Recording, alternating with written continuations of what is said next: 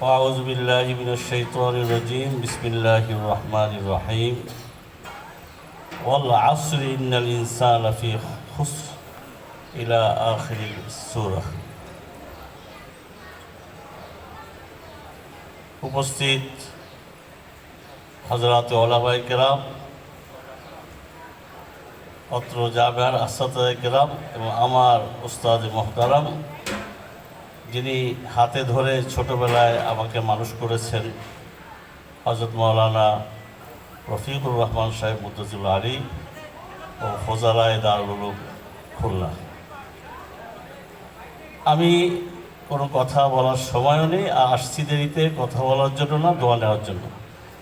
তবে একটি কথা বলবো, হযরত শাইখুল ইসলাম মাওলানা তকি ওসমানী মুদ্দাসিরুল আলীর কাছে আমি সুনানে তিরমিজি পড়ছি, আরও অন্যান্য কিতাব সহ। উনি আমাদের শেষ দরসে কয়েকটি নসিহত করেছিলেন।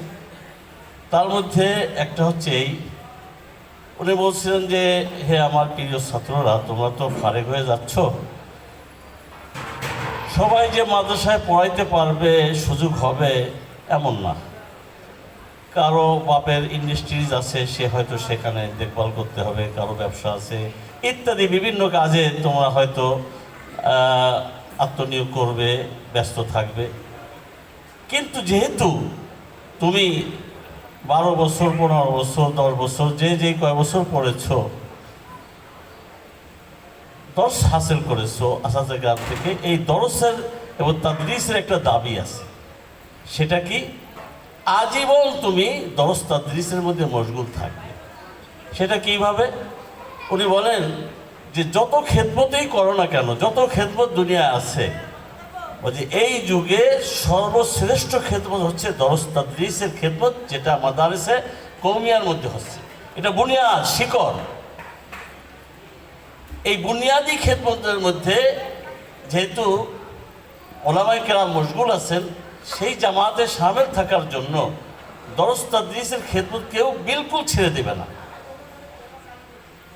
তোমার যদি কোনো সময়ও না হয় একটা মাদ্রাসায় যে বেতনভুক্ত না, তোমার অর্থ আছে, সম্পদ আছে, অন্য মাসগালা আছে, তুমি ফ্রি একেবারেই তাদেরকে বলবা আমি খেদমতের নিয়েতে 1 ঘন্টা আমাকে দেব, চেয়ে নেবা। যদি এটা বলছেন আখেরি, যদি এটাও সম্ভব না হয়, তাহলে তুমি যে মসজিদে নামাজ পড়ো, ওই মসজিদে তুমি নিয়মিত কোনো একটা হাদিসের কিতাবের দর্স দেবা, প্রত্যেক দিন 10 মিনিট। এটা হলেও যেন তোমার একটা সংযোগ থাকে।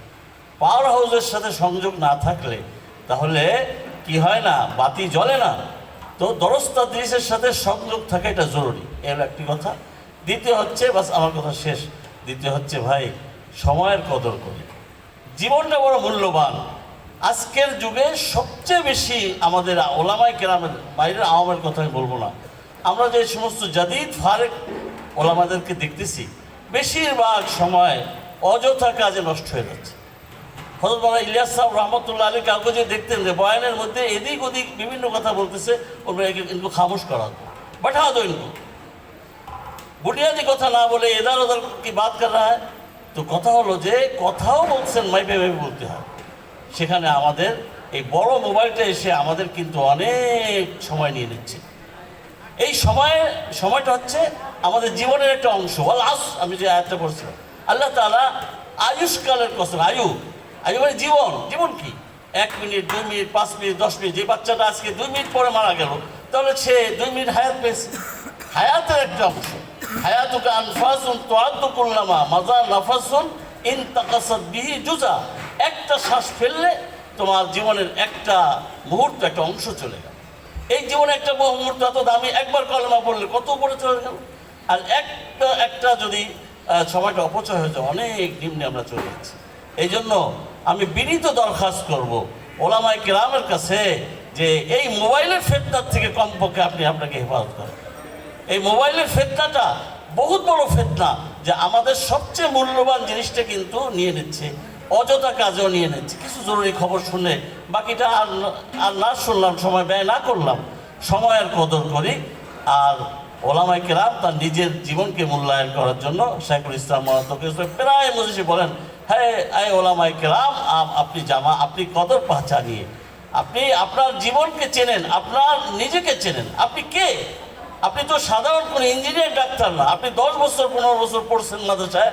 অতএব আপনার জীবনটা এমন একটা মূল্যবান জীবন, এই জীবনে এক একটা মুহূর্তের মূল্য আছে। আপনি আপনাকে নিজেকে চিনবেন, তাহলে নিজের জীবনকে মূল্যায়ন করতে পারবেন। আল্লাহ তাআলা আমাকে আপনাকে সকলকে নিজের জীবনকে মূল্যায়ন করার তৌফিক এনায়েত করেন। আমি অনেক রোগ ব্যাধিতে আক্রান্ত হয়ে গেছি। আমার ভাইদের কাছে আমি বিশেষ করে দোয়া চাচ্ছি যে আল্লাহ তাআলা যেন জীবনের শেষ পর্যন্ত ইস্তেকামতের সাথে ইলম ও তালিব ইলমদের ওলামায়ে কেরামের খেদমত করার তৌফিক দান করেন। আর সমস্ত রোগ ব্যাধির থেকে আমাকে আপনাকে সকলকে আল্লাহ হেফাজত করেন। ওয়া আখিরু দাওয়ানা আলহামদুলিল্লাহ।